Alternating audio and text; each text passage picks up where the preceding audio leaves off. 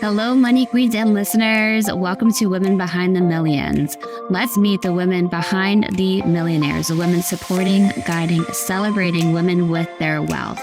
You will hear from women millionaires, how they got there, what they wish they had known, what got them to be a millionaire, the emotional side, the spiritual side, the practical side of wealth. You'll also get to meet the women behind the scenes helping make it happen. Let's dive into Women Behind the Millions. I am Jessica Weaver, your host, best-selling author of 3 books, wealth advisor, and founder of the Women's Wealth Boutique. Let's start meeting the women. Hello, everyone. Welcome to Women Behind the Millions. I am Jessica Weaver, bestselling author and founder of the Women's Wealth Boutique, an all-women financial firm. We do help men, women, families, multi-generational women business owners, male business owners. It doesn't matter. But we are here to really empower women who are making millions, building millions, supporting the women making the millions, and looking at all these different components that really come into creating the millionaire mind, creating the millionaire portfolio. And then what do we do with that money once we have it? So I'm so excited to have Veronica Rodgers with us today. She is a financial educator and wealth advisor. She's been in the industry for 20 years. So she's a gem to have with us. She has recently joined the Women's Wealth Boutique as one of our wealth advisors located in Richmond, Virginia. So welcome, Veronica. Thank you so much, Jessica. It's such an honor to be here with you today. Oh, I'm so excited to talk because we've been talking behind the scenes for months now. I feel like I've known you forever. So I'm excited to be able to share your story. You've been in the industry for 20 years. Have you been in different roles in the industry? What brought you into the financial industry? Tell us a little bit about your story. Absolutely. So yes, I began in the mailroom, and I love telling people that. The mailroom of the bank during an internship. It was when First Union was still around. So I started there and essentially worked my way from the operations side and realized I like working with people. I like that one-on-one interaction, and then made my way over to client-facing roles, whether it was with insurance or helping other advisors within the brokerage industry. And then finally said one day, you know what? I got this. I can do this. So here I am. That's an amazing story. You've consistently have outgrown previous roles as you, what do we learn? Climb the corporate ladder. And you were climbing the corporate ladder, the broker-dealer corporate ladder.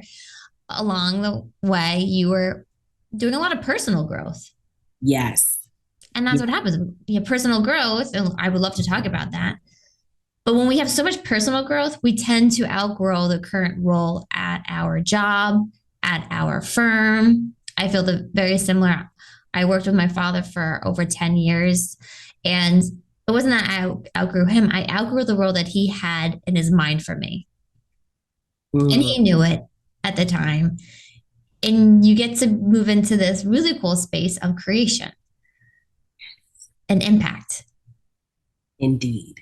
So what do you think helped you with that personal side of growth that led you to keep working it and keep wanting for more and never settling, is what I keep hearing in your story. What do you think on the personal side helped you there? That's a great question. When I reflect over my career path, I realized that there was always something deep within that said, you're meant for more. You're meant for There's more. A voice going on in you. Always. And I'm sure people listening, we know when there's that invisible barrier up on us, and we don't know how to push through that invisible barrier, but there's something in there telling us that you can get past it. Yes. You got to push through. Correct. When I kind of joke with people and say, when you feel this little itch and start squirming in your seat, even before you clock in, then you know that a change is coming. It's not just that your butt is itchy. There actually is, there's this energy in you, and it will come out in different symptoms. And it could, that antsiness, like, okay, Okay. Yes. That's such a better way to put it. Influence, yes. And usually, when you know this, the work we've done together, so many people will try to ignore that. They'll avoid it or will make excuses up. Right. It's not a good time. I got to focus on my health. I got to focus on my family. I got X, Y, and Z. And I would say 90% of people will stay in that role. Correct. But the people listening to this, the women like you, men like you, they're ready to move past that. Yes. And your whole story is how to thrive in the messy middle. And I love that because everything happens in the middle. The chaos, the mess, God unraveling everything. So it works better for us. Yeah. Have you been in the middle? You've been in a big transition career wise. Yes. Tell us about this transition that you've been going through. And I'm sure it's been messy. It's been good. It's been a roller coaster. It's been all of it. A roller coaster indeed. I can laugh and joke and say, just like the financial markets, your life is cyclical. So you can be at a peak riding high, and then before you know it, life throws you a curveball and you're in a valley. You're in the trenches. And then you work your way back up to a peak. I mean, all of it's the same. And yes, I have been in a messy middle multiple times. And currently, I'm proud to say that I'm in it as well now, navigating life. Um, the past few years has been a roller coaster. It has been exciting. It has brought many tears. Of course, we've all gone through the pandemic. We've all experienced that. And each of us have had different trials and tribulations to come our way during that time. I decided to meet the love of my life right before the pandemic. I then decided to step out on my own and become a financial advisor. I got married, became a bonus mom, and had a baby of our own. That is a lot of changes in a very short period of time. That's a lot of growing and stretching, a lot of living out of what's familiar and comfortable. Exactly. It was as if the universe, God, just answered and gave me everything I prayed for, I asked for all at once. And I have to admit, I've had a few nights just crying uncontrollably and saying, why in the world did this happen all at once? Mm. But I know it's because I'm stronger than what I ever know. All of my experiences have helped me get to a point where I truly know I can help others.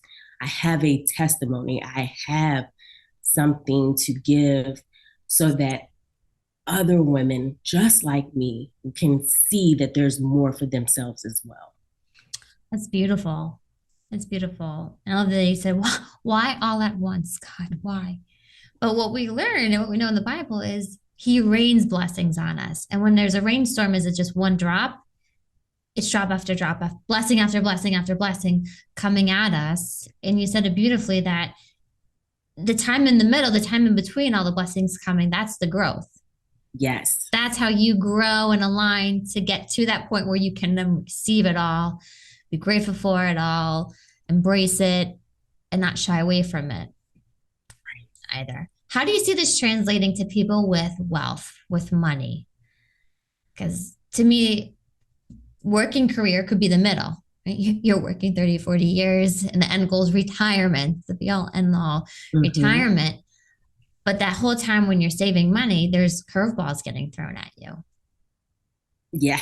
That's a great way to put it. Yes. Yes. And you see the middle could also be supporting parents and children, which is in a situation you currently are in, right? Veronica, do you mind sharing about that? Sure. Part of it? Yes. What I do for myself is one, provide myself as much grace and compassion during this middle. Yes, as you stated, along with all the blessings I've mentioned, I also am currently in what we call the sandwich generation. So I have aging parents, and the baby boomers. They're getting older, they're experiencing their own health issues. And I know that we as women, especially with the demands on both sides, we tend to put everything in front of us. So for your question, like how do you handle it when it comes, especially when it comes to wealth? Even though it's hard and most of us experience some form of guilt, and you don't have to be a mother to experience the guilt, especially when you're dealing with aging parents. Sure. You have to remember you have to put yourself first. And you do so by the grace, the compassion. And even when at times you feel like you just want to scream, allow yourself to scream, because what you're telling yourself is that you're loving yourself. You're giving that space to respect your feelings. Don't scream at others, but quietly go outside or go into a room and just let it out. If we keep it in, it just festers and then it presents itself in a way that we know we may have to come back and apologize, or we may have made a mistake and not a great choice when it comes to our finances. Oh, yes. It's put yourself first. And can be the hardest thing to do, Jessica, but it's the number one advice that I have for everybody when it comes to making sure to take care of yourself while you're in this messy middle. Yes. And it's taking care of yourself mentally and physically, and also financially. As you said, if you're taking care of parents, maybe grandparents, siblings, children, your spouse, if you're financially supporting everybody, there's no money left for you. Right. Exactly. You got to make sure your plan's in check and secure. Because if you're the one supporting everybody and you fall, well, the whole dynasty's falling. Everything's falling. Everything's falling. Indeed. And that, I asked a client the other day when we were discussing her situation. I reminded her, I asked her, I said, after you take care of your parent and after you take care of your spouse and after you take care of your children, then who takes care of you? And it made her pause. It made her think about it. And yes, fortunately, she's in a great relationship. She's very supportive. But then outside of her spouse, she said, no one. And I said, okay, we unfortunately know, like, just life is life. Your parents are going to transition. Your children, because you're doing an excellent job, mom, they're going to transition out of the home eventually. We all know during our 20s and 30s, we're all working and focusing on ourselves. The kids are going to grow to young adults and focus on themselves. They may not come back around and say, hey, do you need anything? We just don't know what the dynamics are going to be. So if that's the case, who's going to be there to help you? If you haven't taken the time to take care of yourself first, to make sure you're still creating boundaries and paying attention to your finances. I'm not saying don't help others, but you got to help yourself first. Just putting that oxygen mask on, just like all the flight attendants say first. It may seem selfish. You want to help your child out if you're on the plane, of course, or your spouse or whomever. However, put your oxygen mask on first and then help others. Ooh, you said so many good things. Boundaries, which is huge. It's especially with our phones, social media, emails. We are always accessible to everybody at any point in the time. And you get to the end of the day and your cup's depleted. It's been knocked over, spilt, broken. There's nothing left in it anyway. Evaporated. And if we don't have those boundaries, right, it's so easy to just continue to give and give and give and give. Right. And you're running on adrenaline, you're running on empty, you're running on fumes. There's nothing left. And what's that? The breaking point. And it can creep up on you if Oh you my do gosh, that. right. It does creep up on you. Yes. How do people give themselves boundaries with their money? What does that look like? And you also said, I don't want to forget about this, how when we have that anger, that resentment, that we need to let out, otherwise it festers. It's almost this toxic poison, right? It's Mm-hmm. poison. And if we don't use it, we spew it out at people. Mm-hmm. Our kids, right? My one question, like, if you don't get this anger out, Jess, it's going to go right to your kids. I'm like, you're right.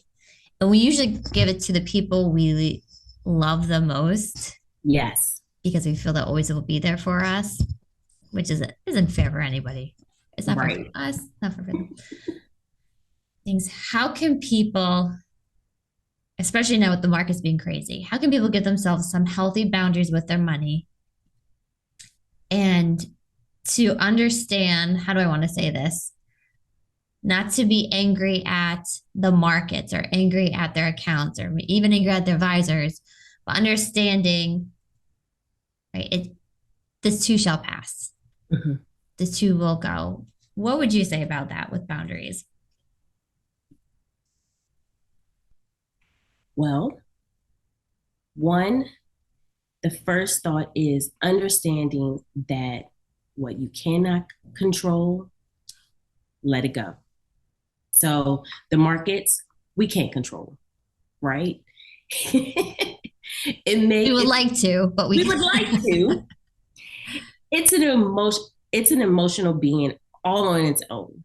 It's like some days, especially during this time when it's volatile, I make a joke and say it's like another child that I have to deal with, and I just sit there and watch it sometimes. watch it having a tantrum on the way down. Yep, I feel you. Like, That's what a are you great going way to to do put it. now? And when that's happening, because most people, of course, when if they're watching their money and they're watching things be affected by outside variables, Mm-hmm. of course, it's easier said than done, but stop and then to breathe. What I've realized is that as a society, and even as myself, we forget to breathe. Mm-hmm. We forget to pause and just take a deep breath. It's not, how can I say it? Perhaps it's just not a programmed behavior that most people have today because we are used to reacting Very and reactive. Yes. very reactive Mm-hmm. and or internalizing everything. Ooh, So it's either yeah. or you react or you are keeping everything in. Yes. And that's why my first recommendation earlier that I stated was go somewhere, let it out. Because most people have just bottled it all up. Mm-hmm. Well, when you're past that point, you've let it out and we know it's going to come back because that's life. What do? Breath work. You Yes. have to, in that moment, pause, take a step back.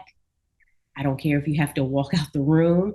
I don't care if you have to get up from your desk, like you're doing your finances, you're working on your budget, you see something that you don't like. Instead of feeling that negative vibration within, because it's coming, Mm-hmm. walk away. Go do some breath work. Breathe. I don't care if it's just a deep inhale and a wonderful exhale that you can do 5 to 7 times alone if the environment allows you to. Breathe, let it out, and then come back. Because what that does, it tells your body, let's do a reset. Yes. I love Let that. let's approach things differently with more clarity Mm. and allow ourselves to give us the grace and compassion that we need to then move forward with what it is that we need to do. Yes. I love that, the reset, because we're so used to using previous events and the emotions of previous events. I got burned before in the stock market. I got burned before about a relationship. And Mm-hmm. we'll bring those into the present. And it's so easy to just continue that pattern Mm-hmm. because it's what we know. It's what we grew up around. It's what how we've been living. But that reset, you can now view it in a whole new perspective. You can see, is there an opportunity here for a change? Is there something to be grateful about this? Is there a message that I need to learn so I can move past past this? That reset is huge. And how do I want to respond to this instead of react? Now I get to choose how to respond to what I'm getting thrown at. And in the end, life's always worked out, right? It has. It Life's has. always It worked has. out. You've always had enough money. It's figured itself out. And that's so good. Awesome, Veronica. I am very curious what this next adventure is going to bring you. I know we're in the how to thrive in the messy middle. Are you coming out of the middle? What is the future for you, Veronica? How are you helping people? I would love to hear about that. Ooh, that's a great question. Oh, Put you now on the you hot seat. yes, Where is exactly. Veronica a year from now? Because I see it. I see this light burning in you. You have so many stories to share, so many ways to help people who are in the sandwich generation, who are in the messy middle, or dealing with modern families and the dynamics, which that's huge financially. Oh, yes. I mean, money's complicated. Now you have multiple households and money. Money personalities kidding each other differently, Right. raising kids in different households. Whole new ball game for people. Oh, my goodness. Parenting, financially, emotionally, things like that. So, what's the future for you? A year from now,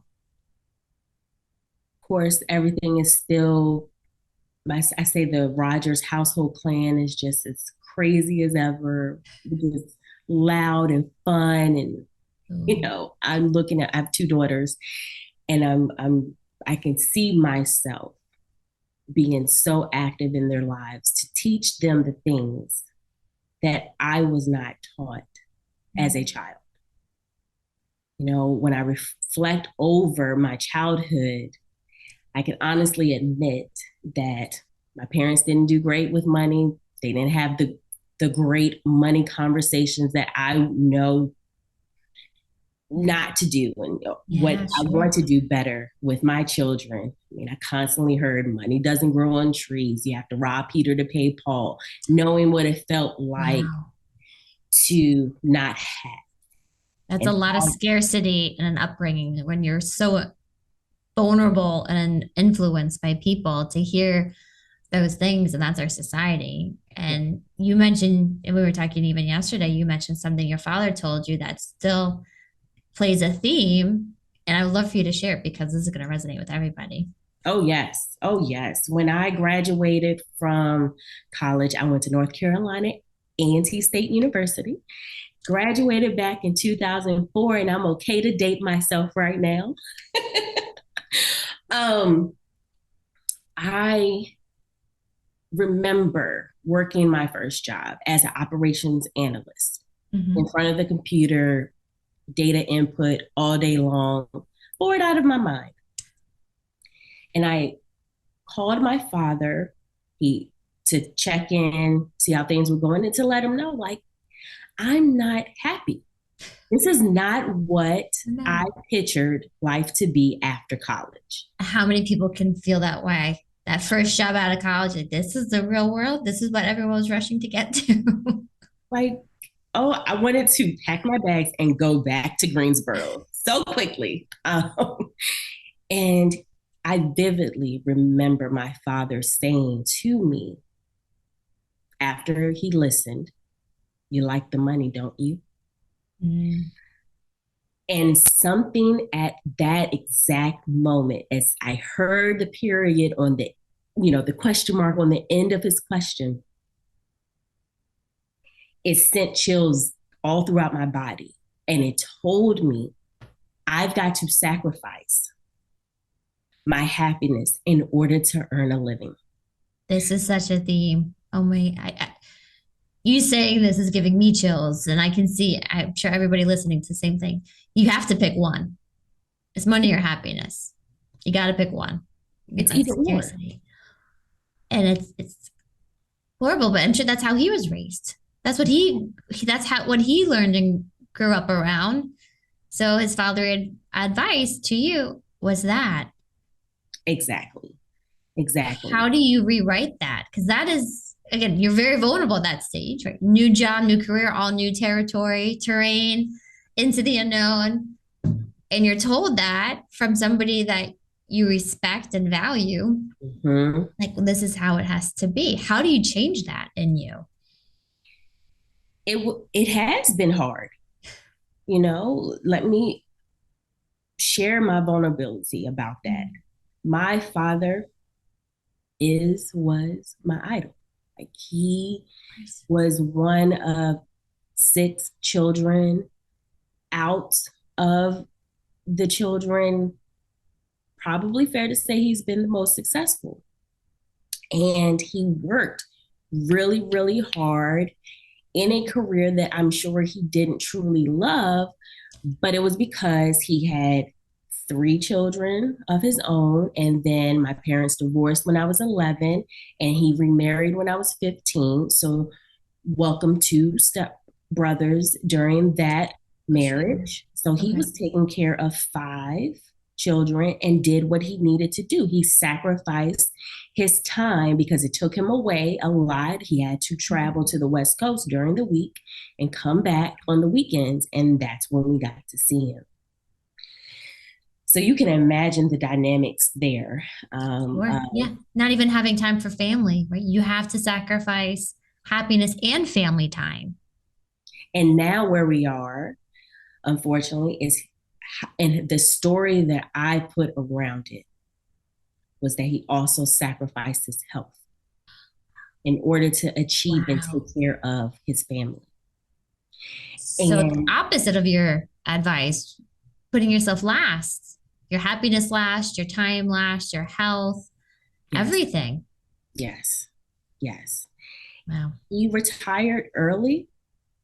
And then, unfortunately, as soon as he retired, Parkinson's came in, Wow. took Oh, him. that's so unfortunate. And young, very young. He's only 65 now, and That's in the later stages of Parkinson's. wow. And he may have had it much longer than we will ever know. Yeah, But because he's probably.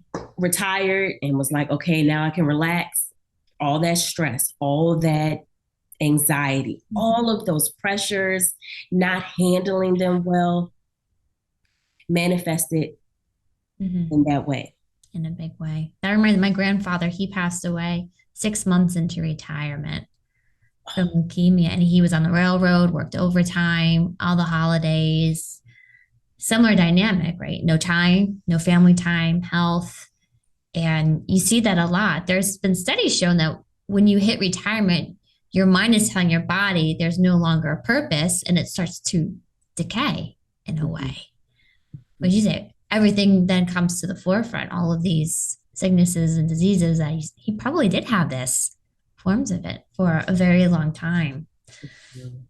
Very sad. You don't want anyone to see anybody going through that, especially when they work so hard I for mean, their retirement. please, he probably can say that ultimately he found something out of it. Of course, it was rewarding to be able to protect his family, to provide for his family. However, I'm from the standpoint of like you put in all of that time and effort and that work. And yes, fortunately, we're all successful. He gets to see his family growing. Recently, one of my stepbrothers just got married himself, so the dynamics are there. Everything's growing, but Yeah, he's not able to participate as much as he would like to. And so sure. I'm of the mindset of like we have to make sure we're doing what we want to do, what brings us joy. Yeah. But I do have to tell my inner child, like, it's okay. Yes, your dad told you that advice, you and everything he said when you were younger was gospel. But you have your own path. You have your own dreams, your own Mhm. desires, and you have the rights to do it your way. That's beautiful. Yeah, create your own Bill of Rights. That is so true. So I see you, it sounds like having more of the work life balance, but not having to sacrifice so much, but finding a way to have the home life that you want and have the work life that you want and have the money that you want. Right. Can you have the trifecta? Yes. You can. Yes. Yes. Every day I repeat a mantra to myself, and it is every day and in every way, I'm getting stronger and stronger. That's beautiful. So when I see myself a year from now, 3 years from now, 5 years from now,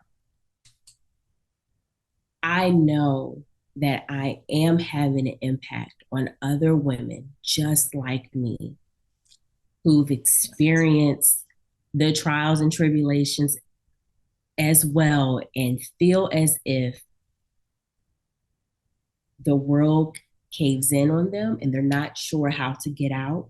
Mm-hmm. And it may be better to just stay where they are for that safety, for that security, because I have children, because I have to take care of my parents. Life is too precious. If we do not put ourselves first and take care of ourselves mentally, emotionally, spiritually, physically first, we could possibly end up with a story that we don't like the ending. Yes. And I do not subscribe to saying that I regret anything in life. And I don't believe anyone else should either. So if you're willing to do the work, willing to understand, and the work being taking care of myself, Mm-hmm. even just for a tiny bit, 10 minutes here, 15 minutes here, no, Pockets are huge. it all adds up. It does. It does. And then all of a sudden, it's your entire day that you get to enjoy. Thank you for sharing that about your family and being vulnerable with us today, Veronica. It's such an important story to share. Everyone's going through it in some fashion, or they've been through it.